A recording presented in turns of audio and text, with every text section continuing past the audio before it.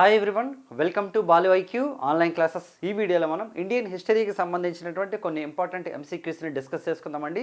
So మనందరికీ తెలిసిన Indian history అనేది అన్ని కాంపిటేటివ్ ఎగ్జామ్స్కి ఇంపార్టెంట్. ఎస్పెషల్లీ మనకి గ్రూప్ 2 ఎగ్జామ్లో మనకి ఏపీలో అయితే మనకి 30 మార్క్స్ అండి ప్రిలిమినరీలో ఉంటుంది. అలాగే ఎస్ఐపీసీలో కూడా మనకి దాదాపు 25 నుంచి 30 మార్క్స్ అనేది ఉంటుంది అనమాట ఇండియన్ హిస్టరీ అనేది. సో కాబట్టి ఇండియన్ హిస్టరీలో కొన్ని ఇంపార్టెంట్ క్వశ్చన్స్ని చూద్దాం. మరి before going to the video, మీరు కనుక ఫస్ట్ టైం మన బాలు ఐక్యూ ఛానల్ని విజిట్ చేస్తుంటే ఛానల్ని సబ్స్క్రైబ్ చేసుకోండి. అలాగే వీడియోని లైక్ చేసి మీ ఫ్రెండ్స్తో షేర్ చేసుకోండి. అలాగే మీరు కనుక ఇప్పటిదాకా మన బాలు ఐక్యూ యాప్ని కనుక డౌన్లోడ్ చేసుకోకపోతే గూగుల్ ప్లేస్టోర్లోకి వెళ్ళి బాలు ఐక్యూ అని సెర్చ్ చేయండి. సెర్చ్ చేసినట్లయితే మీరు మన యాప్ని డౌన్లోడ్ చేసుకోవచ్చు. అందులో మీకు ఇండియన్ హిస్టరీ కంప్లీట్గా నేనే చెప్పాను, పాలిటీ నేనే చెప్పాను, ఎకానమీ నేనే చెప్పాను. సో 3 సబ్జెక్టుల కాంబినేషన్ కోర్స్ కూడా మీకు అవైలబుల్ ఉంటుంది బైలింగ్వల్లోని. అలాగే దానికి రిలేటెడ్ మెటీరియల్ ఉంటుంది. అలాగే మీకు ఫుల్ కోర్సెస్ కూడా అందుబాటులో ఉంటాయి. గ్రూప్ 2కి సంబంధించి కానీ ఎస్ఐపీసీకి సంబంధించి కానీ అన్ని కోర్సెస్ అందుబాటులో ఉంటాయి. డిస్క్రిప్షన్ లింక్ ద్వారా మన బాలు ఐక్యూ యాప్ని మీరు డౌన్లోడ్ చేసుకోండి. మరి ఫస్ట్ క్వశ్చన్ చూద్దామండి. ఇక్కడ నేను మీకు మ్యాచ్ ద ఫాలోయింగ్ ఇచ్చానండి కంటెంట్. ఒకటి గ్రూప్ ఏ, గ్రూప్ బి అని ఇచ్చాము. ఇక్కడ వచ్చేసి మనకి నవరత్నాలు, అంటే మొత్తం ఎవరైతే మనకి చంద్రగుప్త 2 దగ్గర ఉన్నారో నవరత్నాల గురించి ఇచ్చాను ఇక్కడ 4. మరి వాళ్ళకి సంబంధించినటువంటి దేంట్లో ప్రసిద్ధిగా పుస్తకాలు రాస్తారన్నది మనం ఇచ్చామన్నమాట. ఇక్కడ ఒకసారి చూద్దాం. కాళిదాసు, వరాహమిహిరుడు, అమరసింహుడు, ధన్వంతరి అండి. మరి ఆప్షన్స్లో ఖగోళ శాస్త్రం మరియు జ్యోతిషం, నిఘంటువు రూపకర్త, అలాగే గొప్ప నాటకకర్త మరియు కవి, అలాగే వైద్యం మరియు ఆయుర్వేదం అని ఇచ్చాం ఇక్కడ. సో మరి ఇక్కడ మ్యాథ్స్ చూస్తే మనకి కాళిదాస్ ఏంటంటే మనకి గొప్ప నాటకకర్త మరియు కవి. ఎందుకంటే మనకి అభిజ్ఞాన శాకుంతలం, మాళవికాగ్నిమిత్రం, అలాగే విక్రమోర్వశీయం లాంటి మంచి పుస్తకాలు రాయడం జరిగిందనమాట మనకి మహాకవి కాళిదాస్. ఇంత మనం ఇండియన్ షేక్స్పియర్ అని కూడా చెప్తారండి యాక్చువల్లీ. మరి నెక్స్ట్ తీసుకుంటే వరాహమిహిరుడు అండి. వరాహమిహిరుడు తీసుకుంటే మనకి ఖగోళ శాస్త్రం మరియు జ్యోతిష్యానికి సంబంధించి రచించడం జరిగిందనమాట. మరి వాస్తవానికి తీసుకుంటే వరాహమిహిరుడు మనకి మంచి మంచి పుస్తకాలు రాశారంటే మనకి అబ్జర్వ్ చేస్తే మనకి బృహత్ సంహిత ఓకేనండి, అది రచించింది మనకి వరాహమిహిరుడు రాశారనమాట. మరి అమరసింహుడు రాస్తే మనకి అమరసింహుడు వచ్చేసి నిఘంటువు రూపకర్త అండి. మనకి ఫస్ట్ సాంస్క్రిట్ డిక్షనరీ అండి మనకి అమరకోశాన్ని రచించింది మనకి అమరసింహుడు అనమాట. ఎందుకంటే కోశం అంటే డిక్షనరీ, పదాల యొక్క సముదాయాన్ని కోశం అంటారనమాట. సో కాబట్టి అమరసింహుడు వచ్చేసి మనకి అమరకోశాన్ని రచించడం జరిగింది. అలాగే ధన్వంతరి తీసుకుంటే మనకి వైద్యం లేదా ఆయుర్వేదం మనకి మనందరికీ తెలుసును. సో కాబట్టి మన ఆన్సర్ వచ్చేసి మనకి కాళిదాస్ వచ్చేసి సి అండి, అలాగే వరాహమిహిరుడు ఏ అండి, అమరసింహుడు వచ్చేసి బి అనమాట. మరి ఆన్సర్ వచ్చేసి ఫస్ట్ది అనమాట. సో మరి ఎవరి దగ్గర ఉంటారు వీళ్ళంతా అంటే మనకి నవరత్నాలు వచ్చేసి మనకి 2 ఉంటారు అనమాట. మనకి చరిత్రలోని నవరత్నాలు మనకి 2 సార్లు వస్తారండి. ఒకరు వచ్చేసి చంద్రగుప్త 2 దగ్గర వస్తారండి మనకి. అలాగే నెక్స్ట్ వచ్చేసి మనకి అక్బర్ దగ్గర వస్తారనమాట. చంద్రగుప్త 2 ఎవరంటే మనకి గుప్తరాజుల్లో అంటే మనకి సముద్రగుప్తుడు గొప్పరాజుకి చెప్తాం మనం గుప్తుల్లోని. కాకపోతే సాహిత్యంలో గొప్పరాజు ఎవరంటే మనకి 2వ చంద్రగుప్తులు, అది విక్రమాదిత్యుడు అని చెప్తామండి. అతని ఆస్థానంలో మనకి మొత్తం 9 మంది నవరత్నాలు ఉంటారనమాట. ఆ 9 మంది నవరత్నాల్లో మనకి కాళిదాసు, అమరసింహుడు, వరాహమిహిరుడు, శంకు, ఘటకర్పర్ వీళ్ళంతా కూడా ఉంటారనమాట. రైట్. సో మరి నెక్స్ట్ క్వశ్చన్ చూద్దామండి. సముద్రగుప్తునితో జరిగినటువంటి కౌశాంబి యుద్ధంలో 9 మంది ఆర్యవర్త రాజుల కూటమికి నాయకత్వం వహించినటువంటి రాజు ఎవరంట? వాస్తవానికి తీసుకుంటే సముద్రగుప్తుని మనం ఇండియన్ నెపోలియన్ అని చెప్తారండి యాక్చువల్లీ. సో మరి సముద్రగుప్తుడు అనమాట ఉత్తర భారతదేశంలో రాజులను ఓడించడం జరిగింది, దక్షిణ భారతదేశంలో రాజులను ఓడించడం జరిగింది, అలాగే గణరాజ్యాలను ఓడించడం జరిగింది. సో భారతదేశంలో అత్యధిక విజయాలు సాధించినటువంటి రాజుగా మనం చెప్తామండి. గుప్తరాజుల్లో అత్యంత గొప్ప రాజు అనమాట ఈయన.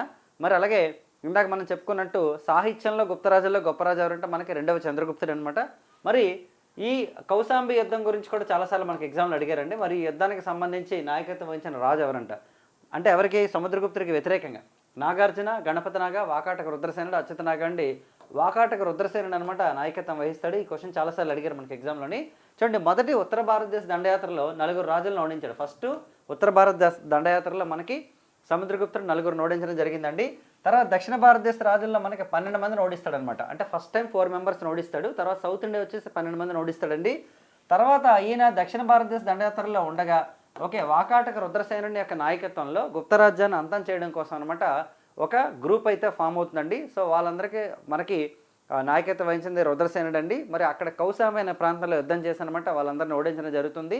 అలాగే ఈయన గురించి ఎవరి గురించి? సముద్రగుప్తుడి గురించి చెప్పేటటువంటి మనకి శాసనం మనకి అలహాబాద్ శాసనం అండి. దీన్ని మనకి రచించింది ఎవరంటే మనకి హరిసేనుడు రాశాడు అనమాట. ఇక్కడ మీరు కన్ఫ్యూజ్ కాకూడదండి, ఎందుకంటే అలహాబాద్ శాసనాన్ని మనకి ఇష్యూ చేసిన లేదా వేయించింది ఎవరండి అంటే మనకి సముద్రగుప్తుడు అవుతాడండి. కానీ రచించింది మాత్రం హరిసేనుడు అనమాట. ఇతనికి సేన అని ఆయన యొక్క విజయాల గురించి రాయడం జరిగింది అందులో. అలాగే నెక్స్ట్ వచ్చేసి మనకి ఐహోల్ శాసనం రవికీర్తి రాశాడనమాట. అది ఎవరి గురించి అంటే మనకి 2వ పులకేశి గురించి. కాబట్టి 2 రైటర్లు ఉంటారు ఇక్కడ, చాలా చాలా ఇంపార్టెంట్ మనకి. ఓకేనండి. మరి రెండవ పులకేసి ఏ రాజ్యానికి చెందిన వ్యక్తి మనకి? ఈయన బాదామి చాళుక్యులకి సంబంధించిన వ్యక్తి అనమాట. ఓకే. నెక్స్ట్ అండి, క్రింది ప్రకటనలను పరిశీలించండి. 1905లో జరిగిన బెంగాల్ విభజనకు వ్యతిరేకంగా వందే మాతర ఉద్యమం ప్రారంభమైందంట. 1916 లక్నో సమావేశంలో అతివాదులు మరియు మితవాదులు కలిసిపోయారంట. సో మరి రెండు స్టేట్మెంట్స్ ఇచ్చారు ఇక్కడ మనకి. ఈ 2 స్టేట్మెంట్స్లో ఏది కరెక్టో చూద్దాం. ఫస్ట్ ఒకటి కరెక్టా, రెండోది కరెక్టా, రెండు కరెక్టా, లేదా 1, 2 కరెక్ట్ కాదా అంటే మనకి ఆబ్వియస్లీ మనకి బోత్ స్టేట్మెంట్స్ కరెక్ట్ అండి. ఎందుకంటే మనకి వందే మాతర ఉద్యమం అనేది ఏంటి? భారతదేశంలో బ్రిటిష్ వారికి వ్యతిరేకంగా జరిగినటువంటి మొట్టమొదటి నేషనల్ ఉద్యమం అనమాట. అంటే మొట్టమొదటి జాతీయ ఉద్యమం మనకి స్వదేశీ మూమెంట్ లేదా వందే మాతర ఉద్యమం అంటాం అనమాట. మరి వాస్తవానికి తీసుకుంటే 1905 ఆగస్టు 7వ తేదీన అనమాట ఇది ప్రారంభమైందండి.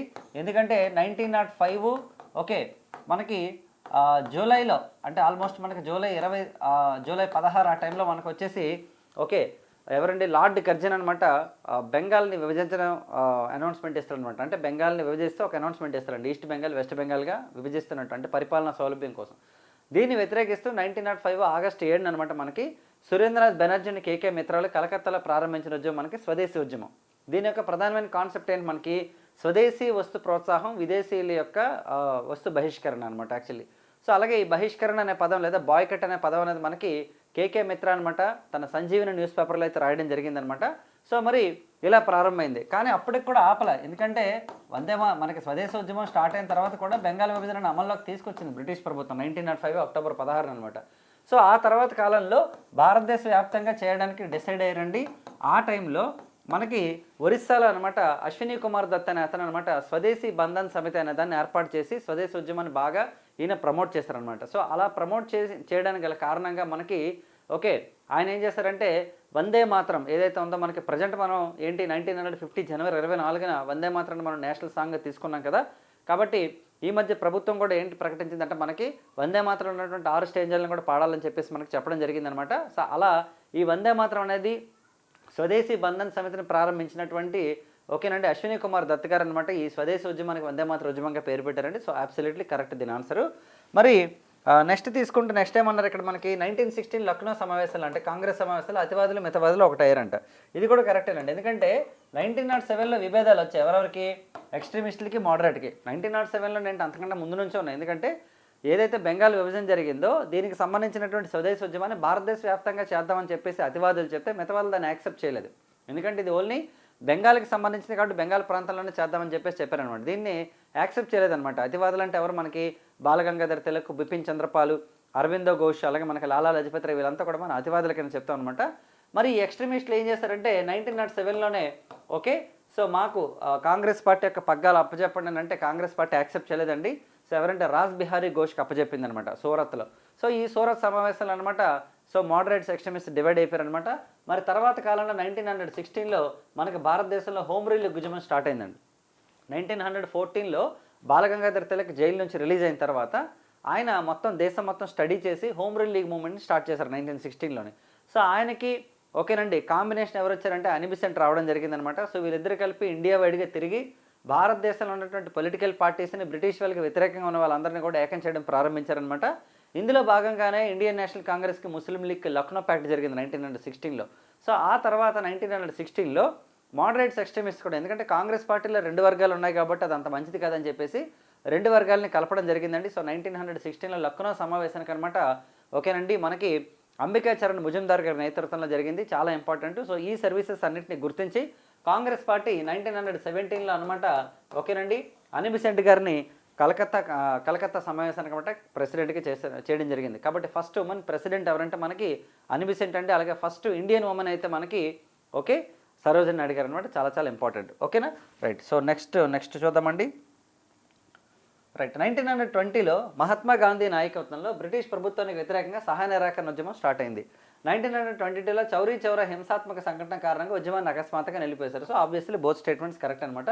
సో మరి 1920 ఆగస్టు 1వ తేదీన అనమాట భారతదేశంలో గాంధీ గారితో ప్రారంభమైనటువంటి మొట్టమొదటి నేషనల్ మూమెంట్ ఇది. ఇన్ఫ్యాక్ట్ ఫస్ట్ నేషనల్ మూమెంట్ అని అడిగితే మనకి స్వదేశీ మూమెంట్, కానీ గాంధీ గారి ద్వారా ప్రారంభమైన మొట్టమొదటి నేషనల్ మూమెంట్ ఏదంటే మనకి సహాయ నిరాకరణ అండి. దీన్ని మనం ఇంగ్లీష్లో నాన్ కోఆపరేషన్ మూమెంట్ అంటాం అనమాట. ఇది ఒక 4 దశల్లో జరిగిందనమాట. సో నాన్ కోఆపరేషన్ మూమెంట్ అనేది చాలా సక్సెస్ఫుల్గా రన్ అయింది. ఓకే చరక అనేది దీని యొక్క అఫీషియల్ సింబల్గా మనకి చేయడం జరిగింది. భారతదేశ వ్యాప్తంగా చాలామంది ఇందులో పార్టిసిపేట్ చేయడం జరిగిందండి. అలాగే జవహర్లాల్ నెహ్రూ అండ్ సుభాష్ చంద్రబోస్ లాంటి వ్యక్తులు కూడా ఓకేనండి ఫస్ట్ టైం అనమాట ఈ మూమెంట్ టైంలోనే భారతదేశంలోని ఉద్యమంలోకి రావడం జరిగిందనమాట. సో చాలా ఇంపాక్ట్ క్రియేట్ చేసింది బ్రిటిష్ ప్రభుత్వానికి వ్యతిరేకంగా. కానీ 1922 ఫిబ్రవరి 5th అనమాట చౌరా చౌరీ అనే ప్లేస్లో ఒక ఇన్సిడెంట్ జరిగింది. ఏం జరిగిందంటే అక్కడ పోలీసులు అనమాట ఎవరైతే గుంపుగా వెళ్తున్నటువంటి ఒక గ్రూప్ మీద అనమాట, అంటే ఉద్యమంకి సంబంధించి గ్రూప్ మీద వాళ్ళు లాఠీ చార్జ్ చేయడం జరిగిందండి. అందులో అంబికారాయ్ చౌదరి అనేసి ఒక ఉద్యమ నాయకుడు, అలాగే నెక్స్ట్ వచ్చేసి భగవాన్ అహిర్ అని చెప్పేసి ఒక కవి అనమాట, వీళ్ళిద్దరు బాగా గాయపడ్డారండి. అంబికా రాయ్ చౌదరి గారిని ఏమంటారంటే అస్సాం కేసరి అంటారనమాట. సో మరి వాళ్ళ యొక్క లీడర్స్ ఎప్పుడైతే గాయపడ్డారో వెంటనే అక్కడ ఉన్నటువంటి ఉద్యమకారులు ఏం చేస్తారంటే పోలీస్ స్టేషన్లో ఉన్నటువంటి పోలీసులందరినీ కూడా ఓకే సో అక్కడ డోర్ క్లోజ్ చేసేసి వాళ్ళ మీద అనమాట పెట్రోల్ పోసి తగలబెట్టేస్తారనమాట. సో దీని ద్వారా అనమాట ఈ ఉద్యమం హింసాత్మకంగా మారిందన్న ఉద్దేశంతో గాంధీ గారు ఏం చేస్తారంటే ఈ ఉద్యమాన్ని అనమాట నిలిపివేస్తారు. కాబట్టి సో ఇండియాలో నాన్ కోఆపరేషన్ మూవ్మెంట్ 1920 ఆగస్టు 1న స్టార్ట్ అయిందండి. అయితే మరి చౌరా చౌరీ సంఘటన ఎప్పుడు జరిగిందంటే మనకి 1922 ఫిబ్రవరి 5th అనమాట మనకి జరిగిందనమాట. ఓకే సో మరి ఇది నిలిపివేయడం గల కారణం మనకి ఇదే అనమాట. దీని తర్వాత కాంగ్రెస్ పార్టీ కూడా 2 వర్గాలకు విడిపోయి తర్వాత స్వరాజ్ పార్టీ కూడా ఎస్టాబ్లిష్ చేయడం జరిగింది. సో ఇదంతా కూడా మనం మోడర్న్ హిస్టరీలో భాగంగా డిస్కస్ చేయడం జరిగింది మన యాప్లోని. ఓకేనా రైట్. మరి నెక్స్ట్ క్వశ్చన్ చూద్దామండి. సామాజిక మత సంస్కరణలకు సంబంధించి ప్రకటనలు గమనించండి. రాజా రామ్మోహన్ రాయ్ 1828లో బ్రహ్మ సమాజం స్థాపించి సతీ సాగమన నిరోధానికి తీవ్రంగా కృషి చేశారు. అలాగే స్వామి వివేకానంద తన గురువైన రామకృష్ణ పరమహంస జ్ఞాపకార్థం రామకృష్ణ మిషన్ని స్థాపించారు. రెండిట్లో ఏది కరెక్ట్ అంటే ఇది కూడా 2 స్టేట్మెంట్లు కరెక్టేనండి. సో బేసిక్గా అంటే మీకు ఈరోజు కొంచెం స్టేట్మెంట్ ఓరియంటెడ్ క్వశ్చన్స్ ఇచ్చాను. ప్లీజ్ డోంట్ మైండ్ అండి, ఇంగ్లీష్లో క్వశ్చన్స్ ఇవ్వడం కుదరలేదు, కొంచెం టైం నాకు అడ్జస్ట్ అవ్వలేదు. బట్ ఇక్కడ నుంచి మీకు మోస్ట్లీ రెగ్యులర్గా morning section I will try to provide and Indian history MCQ video అనమాట. సో మన ఛానల్ని సబ్స్క్రైబ్ చేసుకోండి. రెగ్యులర్గా మీకు అయితే ఇండియన్ హిస్టరీ లేదంటే ఏపీ హిస్టరీ వీడియో అయితే మీకు రావడానికి ట్రై చేస్తానండి. ఖచ్చితంగా మోస్ట్లీ ఇండియన్ హిస్టరీ ఇవ్వడానికి ట్రై చేస్తాను.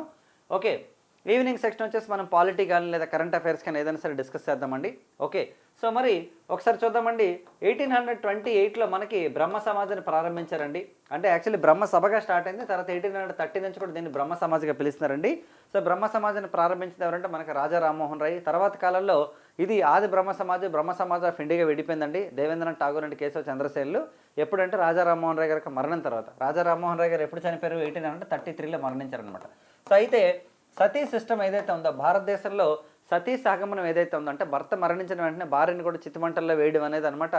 ఓకే దీన్ని ఒక సోషల్ ఎవిల్గా భావించినటువంటి రాజా రామ్మోహన్ రాయ్ అనమాట దీనికి వ్యతిరేకంగా పోరాటం చేశారు. అప్పటి గవర్నర్ జనరల్ అయినటువంటి విలియం బెంటిక్ సాయంతో అనమాట 1829లో దీన్ని ఓకే క్లోజ్ చేయడం జరిగిందండి.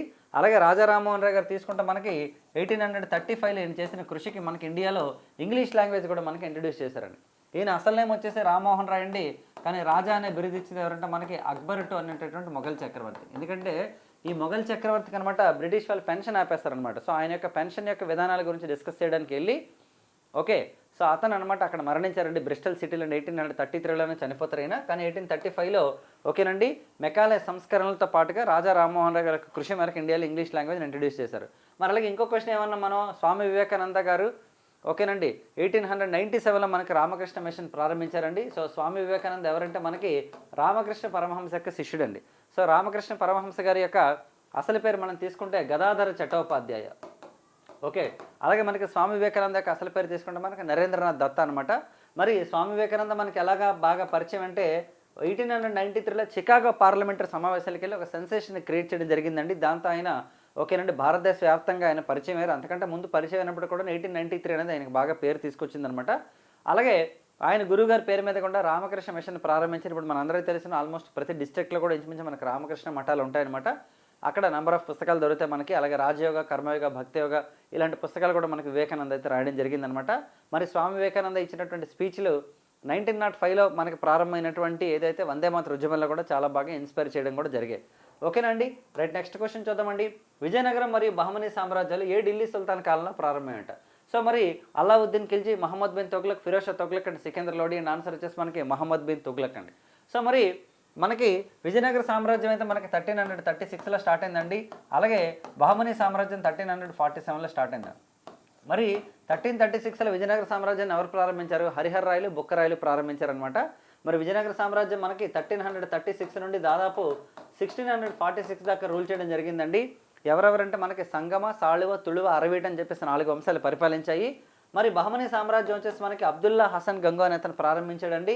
కానీ 16వ సెంచరీలో ఇది వచ్చేసి మనకి ఓకే మొత్తం 5 రాజ్యాలుగా విడిపోయింది. అదే ఒకటి మనకి బీరార్, బేదర్, బీజాపూర్, అహ్మద్నగర్, గోల్కొండ అనమాట. ఓకేనండి. సో మరి గోల్కొండ ప్రాంతాన్ని కుతుబ్ షాహీలు పరిపాలించారండి. 1512 నుంచి 1683 దాకా మనకి పరిపాలించడం జరిగిందనమాట. మరి బహమనీ సామ్రాజ్యానికి అలాగే నెక్స్ట్ విజయనగర సామ్రాజ్యానికి జరిగినటువంటి యుద్ధం మనకి తల్లికోట యుద్ధం అనమాట. మరి ఈ తల్లికోట యుద్ధంలో ఎవరు పార్టిసిపేట్ చేయలేదో మీరు కింద కామెంట్ బాక్స్లో చెప్పండి.